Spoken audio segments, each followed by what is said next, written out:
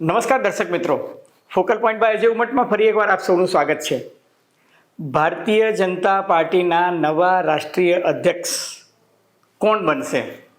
આમ તો ભારતીય જનતા પાર્ટીમાં કોઈ પણ પ્રકારની આગાહી કરવી એ જોખમી હોય છે, કારણ કે તમે જોયું હશે કે રાજસ્થાનના મુખ્યમંત્રી હોય કે છત્તીસગઢ કે મધ્યપ્રદેશ, જે નામો ચર્ચામાં ચાલતા હોય છે એ નામો ભારતીય જનતા પાર્ટીમાં ફાઇનલી કદી દેખાતા નથી અને હંમેશા કોઈ એક સરપ્રાઈઝ આવે છે. પરંતુ એક વાત નિશ્ચિત છે કે કદાચ જે રીતે જાહેરાત થઈ છે કે સંસદનું ચોમાસું સત્ર આરંભાય એ પહેલાં ભારતીય જનતા પાર્ટીને નવા રાષ્ટ્રીય અધ્યક્ષ મળશે એ બાબત એકદમ નિશ્ચિત થઈ ચૂકી છે. અને વડાપ્રધાન નરેન્દ્ર મોદી 5 રાષ્ટ્રો અને ખાસ કરીને બ્રિક્સની જે આંતરરાષ્ટ્રીય શિખર પરિષદ હતી એમાં હાજરી આપીને પાછા આવ્યા છે. ત્યારે તમે છેલ્લા 15 દિવસમાં જુઓ તો રાજકીય ગતિવિધિ ભારતીય જનતા પાર્ટીમાં ખાસથી તેજ થઈ ચૂકી છે. અને ભારતીય જનતા પાર્ટીના રાષ્ટ્રીય અધ્યક્ષ જેપી નડ્ડા, કે જેમની મુદત 2024 જાન્યુઆરીમાં પૂરી થઈ ગઈ હતી, પરંતુ લોકસભાની ચૂંટણીને કેન્દ્રમાં રાખીને એમને જૂન 2024 સુધી એમની મુદત લંબાવવામાં આવી હતી. એ પછી બીજા 2 એક્સટેન્શન મળ્યા અને આજે જુલાઈ 2025 સુધી, એટલે કે લગભગ 1.5 વર્ષ સુધી ભારતીય જનતા પાર્ટીમાં નવા રાષ્ટ્રીય અધ્યક્ષની નિમણૂક થઈ નથી. ત્યારે હવે એવું લાગે છે કે સંઘ, સરકાર અને સંગઠનના પ્રતિનિધિઓ વચ્ચે કાંઈક સમજૂતી થઈ હોય એવું લાગી રહ્યું છે. અને માહોલ જે રીતના હવે સ્થિર થતો દેખાય છે, એટલે એવું લાગે છે કે કદાચ ઘીના ઠામમાં ઘી પડી પણ જાય. અને એ સંજોગોમાં ભાજપના નવા રાષ્ટ્રીય અધ્યક્ષ કોણ હોઈ શકે? શું ભારતીય જનતા પાર્ટીને આ વખતે કોઈ મહિલા રાષ્ટ્રીય અધ્યક્ષ મળી શકે? અને જો મળે તો એ કોણ હોય? દક્ષિણની કઈ મહિલાને ભારતીય જનતા પાર્ટીના રાષ્ટ્રીય અધ્યક્ષ પદે નિયુક્ત કરી શકાય? એક એ વાત છે. બીજું કે જે અત્યારે નામો ચર્ચામાં છે, જે સંઘ અને સરકાર અને સંગઠન ત્રણેયને સ્વીકૃત હોય એવા નામો કોણ કોણ છે? તો number 1 Shivraj Singh, number 2 Bhupendra Yadav, number 3 Dharmendra Pradhan, number 4 Manoharlal Khattar. આ 4 નામો ઉપરાંત સુનિલ ટંડન અને વિનોદ તાવડે એમનું પણ નામ અત્યારે ચાલી રહ્યું છે. એટલે ટૂંકમાં જે અત્યારે 6 નામો મુખ્યત્વે ચર્ચામાં ચાલી રહ્યા છે, એ 6 નામો પુરુષોની કેટેગરીમાં ગણીએ તો મેં તમને આ કયા એ છે, અને મહિલાઓમાં પણ 3 નામો છે. આ બધા જ મુદ્દાની ચર્ચા આજે આપણે કરીશું ફોકલ પોઈન્ટ બાય અજય ઉમટમાં. પરંતુ એ પહેલાં મારી આપ સૌને નમ્ર વિનંતી છે કે જો તમને ફોકલ પોઈન્ટ બાય અજય ઉમટનો આ એપિસોડ ગમે તો મહેરબાની કરીને લાઇક કરજો, શેર કરજો, સબસ્ક્રાઇબ કરજો અને હા, પેલું બેલ આઇકોનનું બટન દબાવવાનું ભૂલતા નહીં, જેથી તમને અમારા નવા વિડીયોઝના નોટિફિકેશન્સ મળતા રહે. તો મિત્રો, ધન્યવાદ.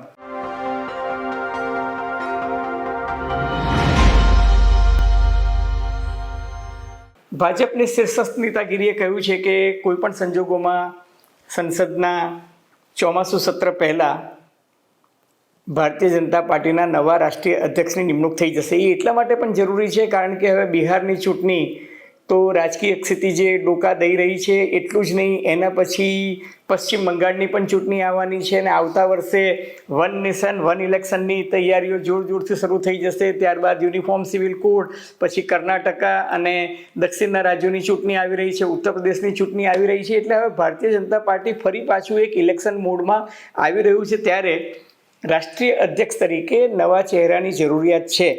અને સૌથી મહત્ત્વની વાત એ છે કે છેલ્લા 15 દિવસમાં ભારતીય જનતા પાર્ટીના બંધારણ અનુસાર 50% રાજ્યોમાં પ્રદેશ પ્રમુખો નિયુક્ત થઈ જવા જોઈએ. એટલે ગુજરાત અને ઉત્તર પ્રદેશ, આ 2 રાજ્યોને બાદ કરતાં મોટેભાગના રાજ્યો, દાખલા તરીકે 37 જે માન્યતા પ્રાપ્ત ભારતીય જનતા પાર્ટીના રાજ્યો છે, એમાંથી 26 રાજ્યોમાં પ્રદેશ પ્રમુખોની નિમણૂક થઈ ગઈ છે. એટલે કે બંધારણ અનુસાર 50%થી વધુ થઈ ગઈ છે. એટલે હવે સંઘ, સરકાર અને સંગઠનના પ્રતિનિધિઓ મળીને એવું લાગે છે કે કોઈ એક નામ પર સંમતિ સધાય અને એની જાહેરાત બની એટલી ત્વરાએ કરવામાં આવશે, કારણ કે ખાસ્સો વિલંબ થઈ ચૂક્યો છે. અને રાષ્ટ્રવ્યાપી માહોલ હવે એવો લાગી રહ્યો છે કે ભાજપ કદાચ બહુ ટૂંક સમયમાં નવા રાષ્ટ્રીય અધ્યક્ષની નિમણૂક કરી શકે. ચૂંટણી થવાની સંભાવના ઓછી છે. એટલે કયા ઉમેદવાર હોઈ શકે એ અંગે આપણે માત્ર ચર્ચા અને આકલન કરી શકીએ. તો સંઘની પ્રથમ પસંદગી તમે જુઓ તો મેં તમને જે નામો કહ્યા એમાં સિનિયોરિટીની દ્રષ્ટિએ જોઉં તો 70 વર્ષના મનોહરલાલ ખટ્ટર, કે જે હરિયાણામાં 9 વર્ષ અને 4 મહિના સુધી મુખ્યમંત્રી પદે રહ્યા, એ સંઘના અવેલેબલ જે અત્યારે ઉમેદવારો દેખાઈ રહ્યા છે એમાં સૌથી સિનિયર છે. એ 1977માં માત્ર 24 વર્ષની ઉંમરે સંઘમાં જોડાયા હતા અને 27મા વર્ષે સંઘમાં પ્રચારક તરીકે એમણે લગભગ 14 વર્ષ સુધી પ્રચારક તરીકે કામ કર્યું અને 1994માં એ ભારતીય જનતા પાર્ટીમાં સંઘમાંથી ભાજપમાં આવ્યા અને હરિયાણામાં મહામંત્રી તરીકે કામ કર્યું. અને હરિયાણામાં એક તબક્કે જ્યાં હરિયાણામાં ભારતીય જનતા પાર્ટીને બેસવાની દાઢ નહોતી મળતી ત્યાં એમણે 2014 વિધાનસભાની ચૂંટણીમાં ભાજપને જ્વલંત વિજય અપાવ્યો. એટલું જ નહીં, એક વખત નહીં, 2 વખત ભારતીય જનતા પાર્ટી એમના નેતૃત્વમાં ત્યાં ચૂંટણી જીતી છે. RSSનું બેકગ્રાઉન્ડ છે. વડાપ્રધાન નરેન્દ્ર મોદી સાથે એક જમાનામાં એ મોટર બાઇક પર ખાસું ફર્યા છે. પ્રમાણિક છે, નકશિક પ્રમાણિક હોવાની એમની છાપ છે, પરંતુ સ્વભાવે કડક અને આખા બોલા છે. એના કારણે ક્યારેક પોતાના સાથીઓમાં, કેબિનેટમાં અને સંગઠનમાં પણ કેટલાકને લાગી આવે છે. એટલે સ્વભાવગત એમની થોડીક નબળાઈ છે કે એ બાંધછોડ કરી શકતા નથી. પરંતુ ભારતીય જનતા પાર્ટીમાં સર્વોચ્ચ સ્થાને જે વ્યક્તિ હોય એનો સ્વભાવ જે છે એ થોડો સ્થિતિસ્થાપક હોવો જોઈએ. એટલે એ દ્રષ્ટિએ થોડાક ઊણા ઉતરે છે. અને બીજું કે હરિયાણામાં ગઈ વખતે જ્યારે વિધાનસભાની ચૂંટણી થઈ ત્યારે એમનું નામ પોસ્ટરમાંથી, એમનું નામ બોર્ડ બેનરમાંથી અને છેલ્લે તો એમને મંચ પરથી પણ દૂર રાખવામાં આવ્યા હતા. એનું કારણ એ હતું કે સેકન્ડ ટર્મ જ્યારે એમની પૂરી થવા આવતી હતી ત્યારે એમની લોકપ્રિયતાનો ગ્રાફ જે છે એ ખાસો નીચે જતો રહ્યો હતો અને એક નકારાત્મક માહોલ હરિયાણામાં સર્જાયો હતો. એટલે ડબલ એન્જિનની સરકારની વાત હરિયાણામાં નહોતી કરવામાં આવી છે છેલ્લા તબક્કામાં. અલબત્ત હરિયાણામાં ભારતીય જનતા પાર્ટી ત્રીજી ટર્મ જીતી તો ગયું, પરંતુ મનોહરલાલ ખટ્ટરને સેકન્ડ ટર્મની જે ચૂંટણી હતી એમાં એમને દૂર રાખવામાં આવ્યા હતા અને એમને મુખ્યમંત્રી પદે પ્રોજેક્ટ કરવામાં આવ્યા ન હતા. એટલે એ મુદ્દો જે છે એ એમની વિરુદ્ધમાં જાય છે. અને બીજો મુદ્દો જે એમની વિરુદ્ધમાં જાય છે એ છે કે અત્યારે એમની ઉંમર 70 વર્ષની છે. ભારતીય જનતા પાર્ટીમાં રાષ્ટ્રીય અધ્યક્ષ જે છે એ 6 વર્ષની ટર્મ પર રહી શકે છે. અમિતભાઈ 6 વર્ષની ટર્મ પર રહ્યા હતા. જેપી નડ્ડાએ પણ 6 વર્ષની ટર્મ પૂરી કરી. એ અગાઉ લાલકૃષ્ણ અડવાણી તો 3 વખત ભારતીય જનતા પાર્ટીના રાષ્ટ્રીય અધ્યક્ષ બન્યા. અટલ બિહારી વાજપેયીથી માંડીને મુરલી મનોહર જોશી. એટલે આ બધા દિગ્ગજો જે હતા એની સરખામણીમાં તમે હવે જે ભારતીય જનતા પાર્ટીમાં 75 વર્ષની વાત ચાલે છે, જે એક માપદંડ કહો કે, તો એ દ્રષ્ટિએ એમની ટર્મ પૂરી થાય ત્યારે એ 76 વર્ષના થઈ જશે. એટલે કદાચ એમના નામ પર ફેરવિચારણા પણ થઈ શકે. આ હજુ આપણે જુઓ ને તુંની વાત કરી રહ્યા છીએ. એ પછી જે નામ જે બહુ જ આગળ પડતું ઉભરી રહ્યું છે એ છે શિવરાજસિંહ ચૌહાણ. હવે મધ્યપ્રદેશમાં 4 ટર્મ સુધી મુખ્યમંત્રી પદે રહેલા અને મામાના હુલામના નામે ઓળખાતા શિવરાજસિંહ ચૌહાણની ઉંમર 65 વર્ષની છે. અનુસ્નાતક કક્ષાએ MAની ડિગ્રી છે એમની પાસે. અને હિન્દી બેલ્ટમાં પછી મધ્યપ્રદેશ હોય, છત્તીસગઢ હોય, રાજસ્થાન હોય, ઉત્તર પ્રદેશ હોય, ઉત્તરાખંડ હોય, આ બધા જ રાજ્યોમાં એ એમનો ચહેરો જે છે સર્વસ્વીકૃત છે. એટલું જ નહીં, જેને કહી શકાય ને માસ લીડર છે. એટલે જનતા જનાર્દનમાં મધ્યપ્રદેશમાં તો લોકપ્રિય હતા જ, પરંતુ બાકી બધા રાજ્યોમાં પણ એમની સ્વીકૃતિ છે. અને આમ સામાન્ય રીતે જોવા જઈએ તો એમની લોકપ્રિયતા ખાસી છે. માત્ર 12 વર્ષની ઉંમરે, એટલે કે 1960માં જન્મ્યા હતા, માત્ર 12 વર્ષની ઉંમરે એ સંઘની શાખામાં જતા હતા. એટલે આમ જોવા જઈએ તો એમનું સંઘ આયુ જે છે એ કદાચ તમામ ઉમેદવારોમાં હાઈએસ્ટ 53 વર્ષનું એમનું સંઘ આયુ કહી શકાય. 1990માં એ ધારાસભ્ય તરીકે પહેલી વખત ચૂંટાયા, પરંતુ વિદિશા બેઠક જે એમની લોકસભાની બેઠક છે જ્યાંથી 2024માં પણ એ ચૂંટાયા. 1991માં, 1996માં, 1998માં અને 2004માં 5 વખત એ વિદિશા બેઠક પરથી લોકસભામાં ચૂંટાયા અને 4 વખત મુખ્યમંત્રી બન્યા. અને મધ્યપ્રદેશમાં એમનો રેકોર્ડ છે સૌથી લાંબા સમય સુધી મુખ્યમંત્રી પદે રહેવાનો. અને બહેનોમાં એ ખાસા લોકપ્રિય હતા, એટલા માટે જે મામા તરીકે ઓળખાતા હતા મધ્યપ્રદેશમાં. અને એમને લાડલી બહેનાની જે સ્કીમ આપી, એ લાડલી બહેનાની સ્કીમ જે હતી એ ગેમ ચેન્જર હતી. અને એ લાડલી બહેનાની સ્કીમ જે છે એને કારણે ભારતીય જનતા પાર્ટી મધ્યપ્રદેશમાં તો વિધાનસભાની ચૂંટણી જીતી, રાજસ્થાનમાં પણ એની ઇફેક્ટ આવી, છત્તીસગઢમાં પણ આવી. અને તમને જો યાદ હોય તો છેલ્લે મહારાષ્ટ્ર વિધાનસભાની ચૂંટણીમાં પણ આ લાડલી બહેનાની સ્કીમ જે છે એ ભારતીય જનતા પાર્ટીએ લાગુ પાડી હતી અને એનાથી એમને ખાસો ફાયદો થયો હતો. પક્ષની દ્રષ્ટિએ જોવા જઈએ તો અત્યંત શિસ્તબદ્ધ સૈનિક છે કે તમે જુઓ કે ગઈ વખતે 2023 વિધાનસભાની ચૂંટણીમાં સામા પ્રવાહે તરવાનું હતું, છતાં પણ એમની લોકપ્રિયતાને કારણે મધ્યપ્રદેશમાં ભારતીય જનતા પાર્ટી શાનદાર રીતે ચૂંટણી જીતી, છતાં એમને મુખ્યમંત્રી ફરી એકવાર નહોતા બનાવવામાં આવ્યા અને છતાંય એમને કોઈ પણ જાતનો જેને કહે ને નારાજગી કે અણગમો વ્યક્ત નહોતો કર્યો અને પાર્ટી માટે સમર્પિત રહીને કામ કર્યું હતું.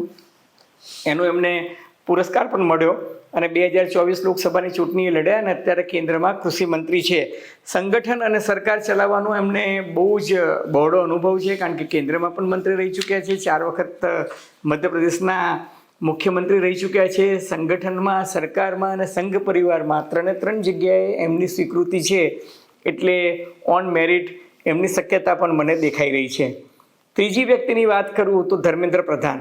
હવે ધર્મેન્દ્ર પ્રધાન જે છે એ મોદી સાહેબની કેબિનેટમાં 2014માં પેટ્રોલિયમ મિનિસ્ટર હતા. 2019ની ચૂંટણીમાં સરકાર રચાઈ ત્યારબાદ એ સ્ટીલ મિનિસ્ટર હતા, કે પોલાદ મંત્રી જેને કહે છે તે, અને અત્યારે એ એજ્યુકેશન મિનિસ્ટર છે. હ્યુમન રિસોર્સિસ ડેવલપમેન્ટ અને ન્યૂ એજ્યુકેશન પોલિસી આવી, એમાં પણ એમનું ખાસું એવું યોગદાન છે. સંઘ પરિવારને એમની નિમણૂક થાય એની સામે કંઈ બહુ ખાસ વાંધો દેખાતો નથી, કારણ કે એમનું વ્યક્તિત્વ જે છે અજાતશત્રુ છે, લોકપ્રિય પણ છે, સર્વપ્રિય પણ છે, મહેનતુ છે, ખંતીલા છે, નિષ્ઠાવાન છે. અને બીજું કે વિદ્યાર્થી અવસ્થાથી છાત્ર રાજનીતિમાં આવ્યા હતા, અખિલ ભારતીય વિદ્યાર્થી પરિષદના નેતા રહી ચૂક્યા છે. ઓડિશામાં આ વખતે ભારતીય જનતા પાર્ટીની સરકાર ઓડિશામાં વિધાનસભાની ચૂંટણી જીત્યા બાદ રચાઈ, એમાં એમનું ખાસું યોગદાન છે.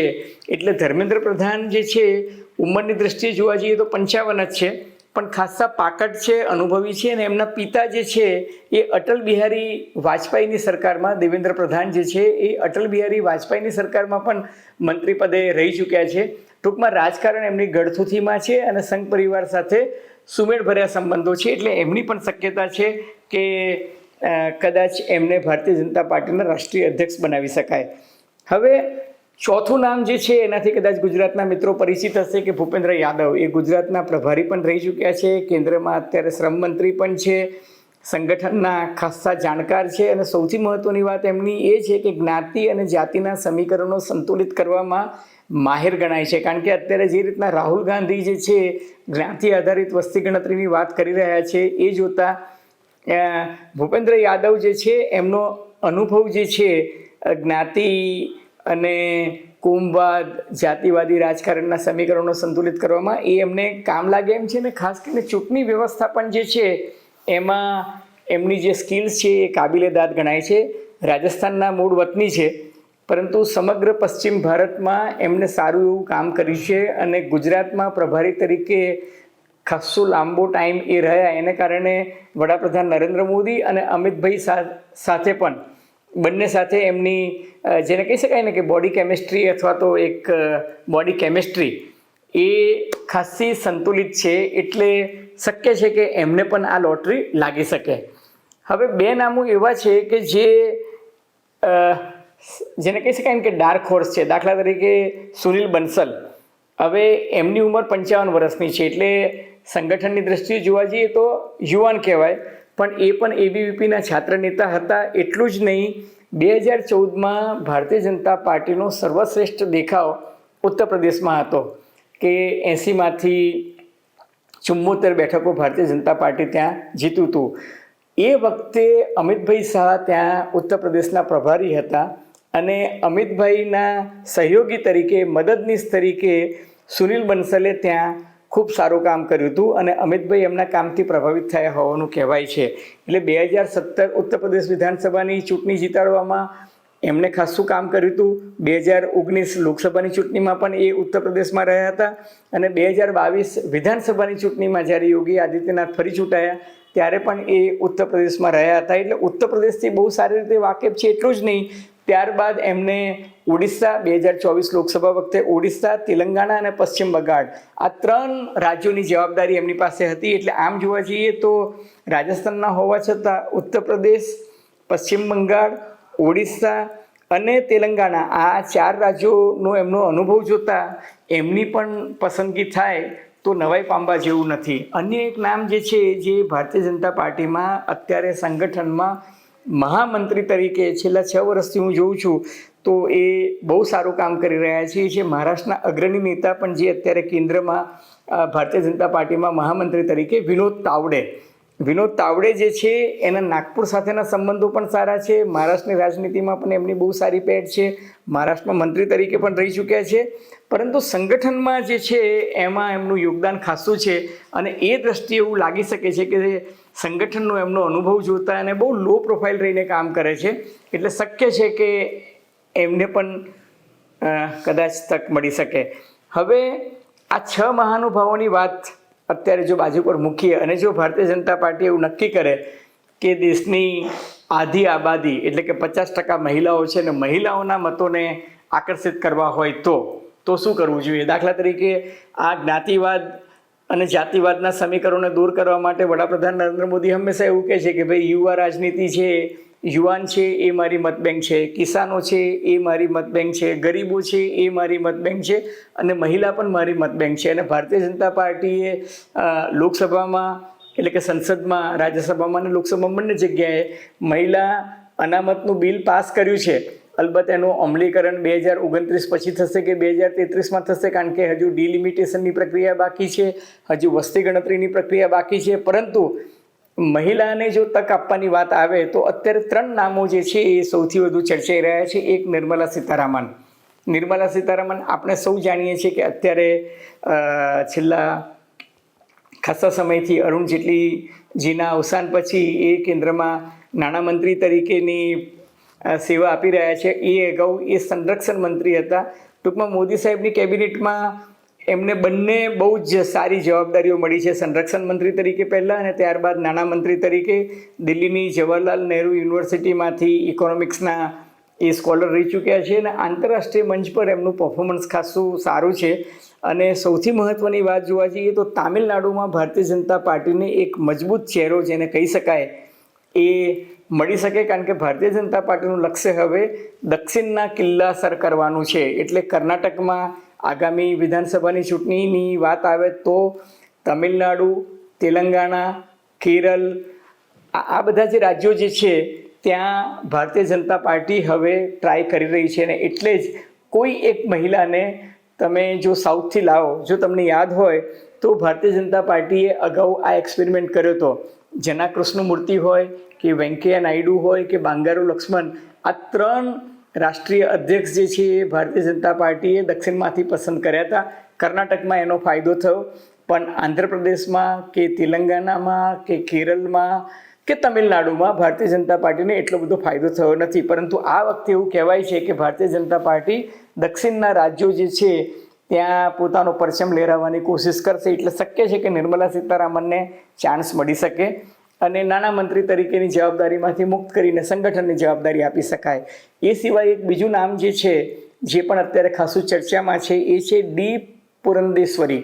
હવે આ ડી પુરંદેશ્વરી એક જમાનામાં કેન્દ્રીય મંત્રી હતા, પરંતુ જો તમને યાદ હોય તો આંધ્રપ્રદેશ જ્યારે એના 2 ભાગલા નહોતા થયા, આંધ્રપ્રદેશ અને તેલંગાણાના, ત્યારે એ જમાનામાં એનટી રામારાવ કે જે આંધ્રપ્રદેશના સૌથી લોકપ્રિય મુખ્યમંત્રી ગણાતા હતા અને એક જમાનાના ફિલ્મના હીરો પણ હતા, એ એનટી રામારાવના આ સુપુત્રી છે અને અત્યારે આંધ્રપ્રદેશ ભારતીય જનતા પાર્ટીના પ્રમુખ તરીકેની જવાબદારી નિભાવી રહ્યા છે. આંધ્રપ્રદેશ અને તેલંગાણા આ બંને રાજ્યોમાં તો એમનો પ્રભાવ છે જ.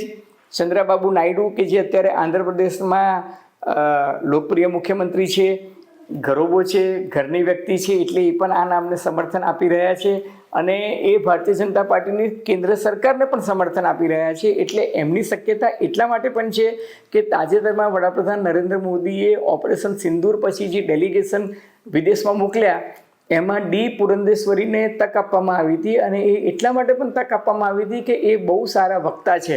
બહુ સારા વક્તા છે એટલે અંગ્રેજી બહુ સારું બોલે છે, હિન્દી સારું બોલે છે, તેલુગુ, તમિલ અને ફ્રેન્ચ ભાષા પર પણ એમનો અભૂતપૂર્વ કમાન્ડ જોવા મળે છે.